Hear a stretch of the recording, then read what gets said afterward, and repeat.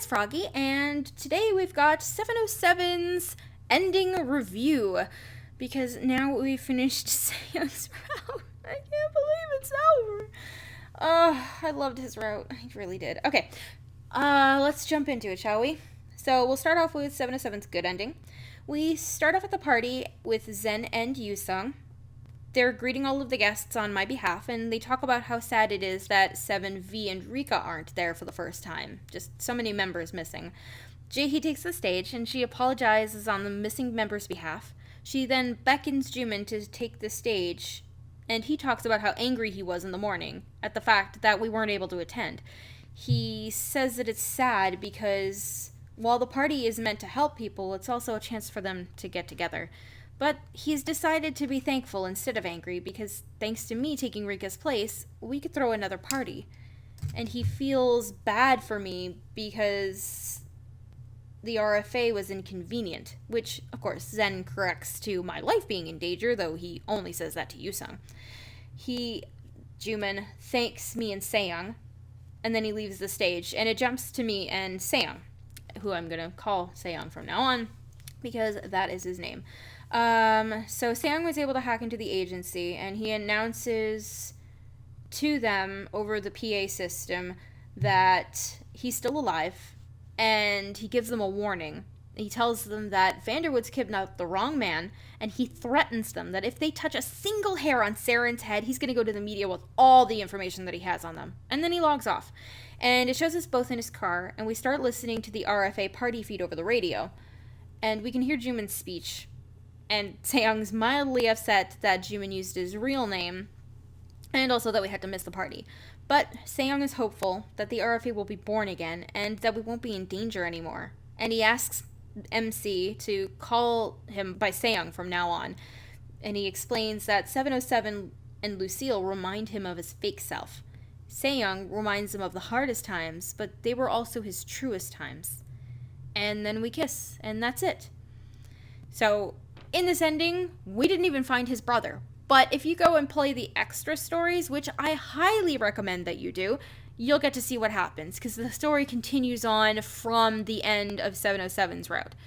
I wish that I could play it for you guys so badly, but I can't. Cheritz doesn't want me to, and I don't want to just do a review like this for it, because it's one thing for the endings to explain it to you and to show you the pictures and whatever, but it's a whole other experience when it comes to the extra stories. Experiencing yourself is just, it's so much, it's so emotional, you need to play it. Anyways, I'm going to stop babbling. Let's go on to the neutral ending. So, of course, again, to get to the neutral ending, you can't invite anybody to the party. So we start off with Zen wishing that he could see the MC's face. Yusung is sad for Jimin because he worked so hard on this party, but it's so empty. And they're both worried about Seven and I. Or Seyoung and I. Jaehee makes the same speech as she does in the good ending, and again, Jimin takes the mic, but this time he announces that the funds will be donated and used to help those in need, and that all the RFA members will attend the next party, which will be much larger. He thanks me and hopes that God will bless us, which Yusung suspects he said because Seyoung's Catholic. And then it pans to Seyoung and he's praying. He confesses that when he was little he didn't believe in God, but that he went to church because all the people there lived better lives than he did, and he wanted to be a part of that. He says that after he left home, he lived a dishonest life and didn't deserve love, but he was wrong and he found me. He said that it's a miracle and God does exist, and he promises God to love us and treat us as his most precious person. And then it pans out to us and we're at a church, both dressed in white. He promises the MC under God that he will love us until the day he dies, and then we kiss. I think we got married. What? I don't know. And I mean, he promised us that we were promised God that we'd be his most precious person. Can't talk. But what does that mean about Saren? I mean, is he just going to give up on him? I don't know. Anyway, so let's move on to the bad ending, shall we? Woo! Okay, so the first one. It starts with a cutscene where Unknown breaks into the apartment, and he tells you about Magenta and says that he'll tell his savior that we were a good girl and that we should be treated well. Seven arrives and confronts the hacker, but then Saren reveals himself, and Seven is completely stunned. We get to hear Unknown's actual voice, which is really nice. He's got a nice voice. Saren grabs you, and it essentially plays out like it did before, except we don't have multiple options. Seven pleads for me to be released because I'm innocent, but Saren reminds him that I'm heavily involved since he led me to the RFA, and he laughs because he's finally figured out Seven's weakness.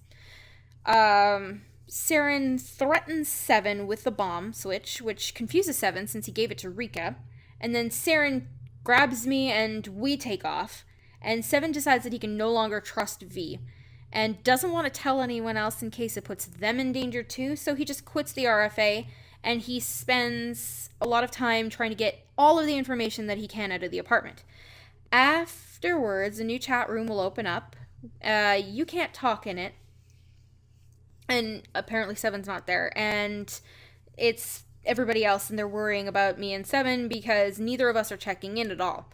There's a visual novel mode after the chat room where Saren is taking pictures of us to torture Seven, and he talks about how much of a coward Seven was. But because Seven's trying to hack into Mint Eye, but it's really not working. And that's thanks to the photo distractions, which is also helping Saren be able to hack into the RFA. Saren takes even more pictures and then decides to have his way with us. And then it ends. I'm not really sure how to feel about this ending. I mean, that part of the ending, because it's like creepy hot. But to get to this ending, you have to be horrible to Seven. It's just horrible.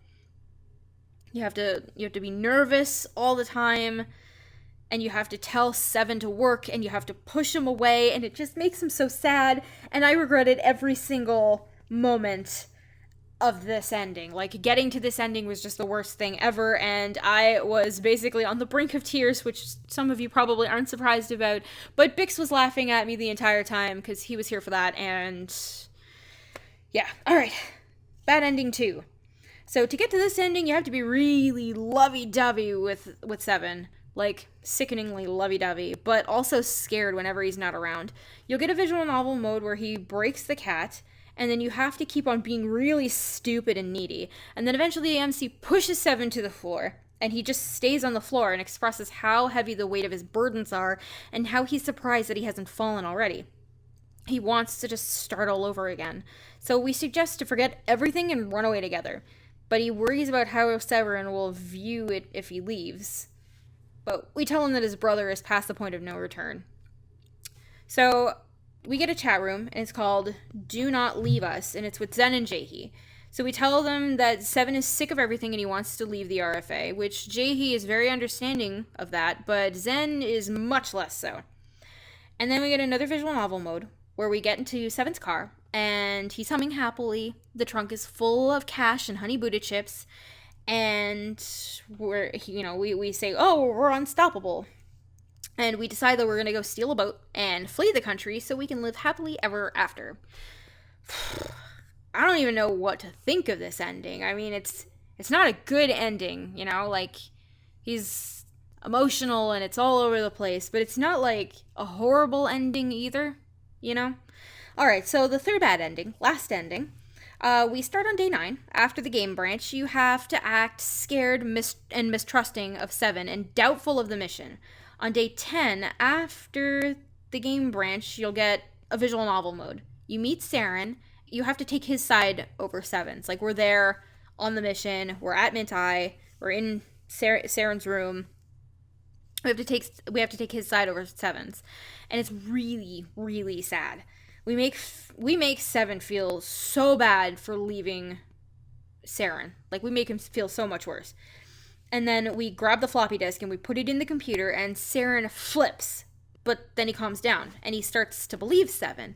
And they agree that they were tricked. Saren by Mint Eye and Seven by V. Saren says, we're twins. How can we hate each other? And then he calls Seven Seong. And they decide to escape Mint Eye, but we're being led by Saren, which MC thinks is really strange and suspicious. And we start saying so, and Seven starts to think about it, but then Saren distracts Seven again by calling him Seong again. So Saren asks Seven if he can be a better hacker than Seven, and he says that if he were as good as Seven, then lots of places would want him, and even he thought that it'd be a shame to let 7 go. So we arrive at our destination, but of course it's a trap, and they lock us up. And Saren comments that it'd be a shame to waste 7's talent. 7 begs for me to be released, and he's willing to give up his own life for ours, but Saren decides to keep us with him to use as a threat to 7. But 7 turns around, threatens that he's going to destroy Mint Eye if I'm not released. And there's a lot of back and forth, but eventually Saren decides to let us go, and then it ends. That's it. This wasn't the worst ending of the 3, in my opinion. The first bad ending holds that honor. That one just made me so emotional, so upset. More so than the others. So that one is the worst. But of all of the routes in this game, I know I'm not the only one who thinks this. A lot of you out there have made the same comment, but a lot of us think that 7's route is the true route. Because, there's a lot of theories out there. We don't go to the party. It ends up the best way for everybody. And of course, it leads to the after stories, the extra stuff, So this one just had the most stuff going into it. So that's why I and a lot of others believe that this must be the true ending. But then again, we haven't seen V's route yet. So I'm not sure how that's going to play out. We'll just have to see. So, but at the moment, to me, 707 is the true one. And I'm not just being biased because he's my favorite. He really is. But that's just really what I think. I think him and MC were meant to be together. He is the true route. That's what I believe anyways. But let me know what you guys think. Who do you think is the true route? Do you agree with me? Do you think it's 7 that's MC's true route? Or do you think somebody else is more deserving of that title? Because there's also a lot of theories out there that 7 created this game for Zen, and Zen is MC's true route. There's a lot of theories out there. So let me know what you think in the comments. I want to hear about it. And who's your favorite so far of everybody, now that we've seen the main characters? Of course, we haven't seen V's route yet, but he's not one of the main 5, so I'm not counting him right now. He's something else completely. But anyways, let me know what you guys think. I'm going to go ahead and end this episode here for today. I've got nothing else to say. If you guys want to see more videos from me, then don't forget to like, comment, and subscribe. Thanks for watching.